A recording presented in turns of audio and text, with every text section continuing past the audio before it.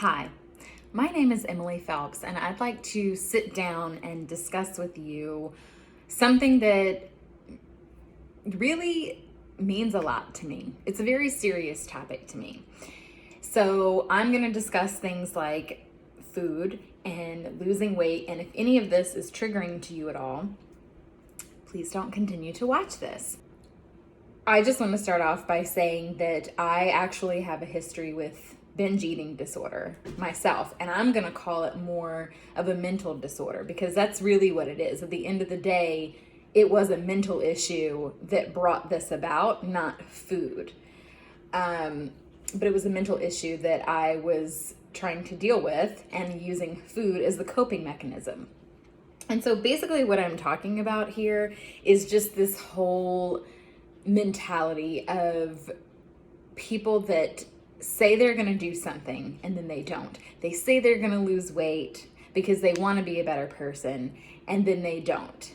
But they use bullshit excuses, and I'm going to use Papa Swolio here as an example and as someone that I really vibe well with his content because his whole thing is fitness without the bullshit, and that's really what it boils down to.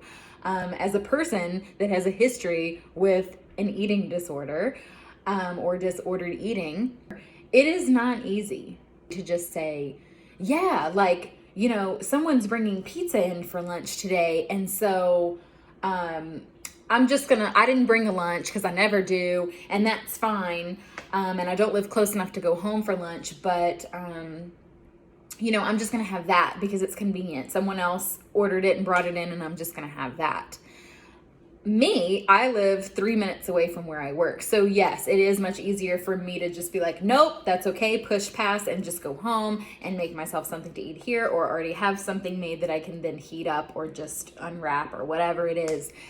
Sure, that is much more convenient for me. But there has to come a moment where you're willing to say no to the pizza and the chips and the cakes and the cookies and the sodas and drinks and whatever it is. Do I want to actually say no? Hell no. I love all of that shit. Pizza is my favorite food. Cakes, cookies. I have the biggest sweet tooth in the world. I don't know where it is in my mouth, but it's there.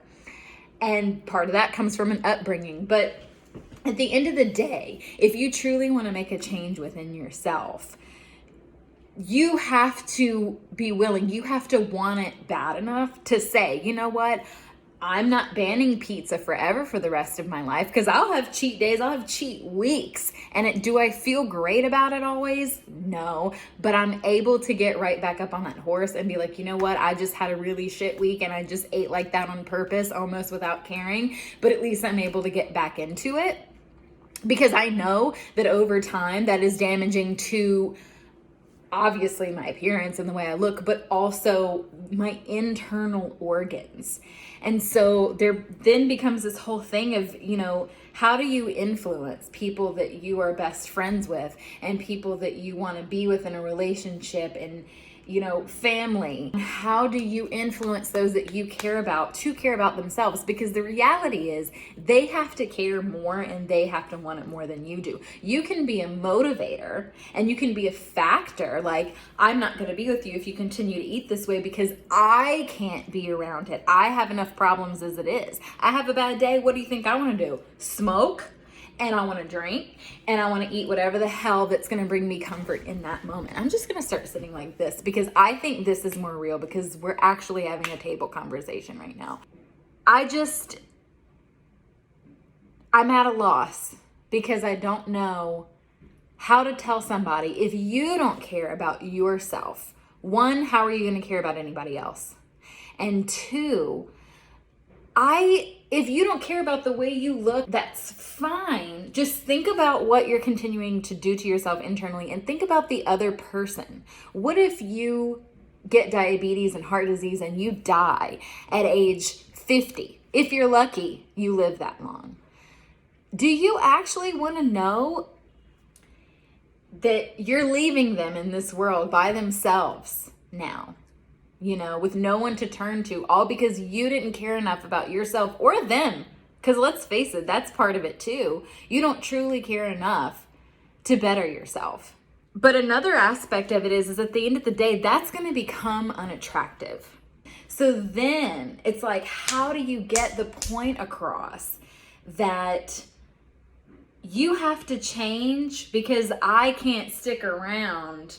I can't continue to be your friend and be by your side. I can't continue to be your lover and be by your side, or, you know, your daughter or your sister or whoever. I can't continue this relationship just watching you accelerate towards your death because you just simply want to have that cookie. You can have the cookie, but put it as a reward in 2 weeks when you've lost 3 to 5 pounds, or put it as a buy a healthier version of the cookie to just have one that night at the end of the week because you ate healthy all the rest of the week. I just don't understand the excuses anymore, and I don't understand how to help somebody that doesn't truly want to be helped, but how to just make them see anyway that eventually you're going to have to do something, or A, this isn't going to work, or B, you are just going to accelerate your death. But we have to start talking about it, guys, and we have to realize it. And again, coming from a person that struggles with food, I want to eat whatever I want all the goddamn time, right? And no, it's not easy for me to be like, oh, pretend this avocado is cookie dough. I love cookie dough. Oh, do you want this? Do you want this piece of cookie dough? Do you want this little scoop of cookie dough? Of course I do. I want to eat all the spoonfuls of cookie dough.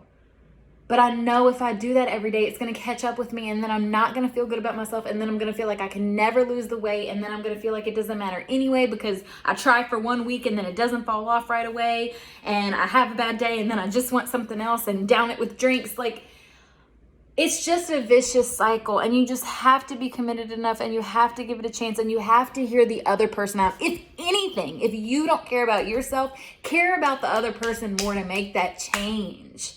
Because I guarantee you're going to feel better, and it's going to catch up with you eventually if you don't. That's been Lunchtime with M. I hope you guys are having a great day, and let me know your thoughts. If I was too brutally honest, I apologize. I think I'm being very real and sincere here, and I just wanted to get my thoughts out because I have so many bottled up that I'm like, just somebody needs to know. And we as a nation need to talk about this stuff more. So have a great week, and let's get our shit together, guys. Love you.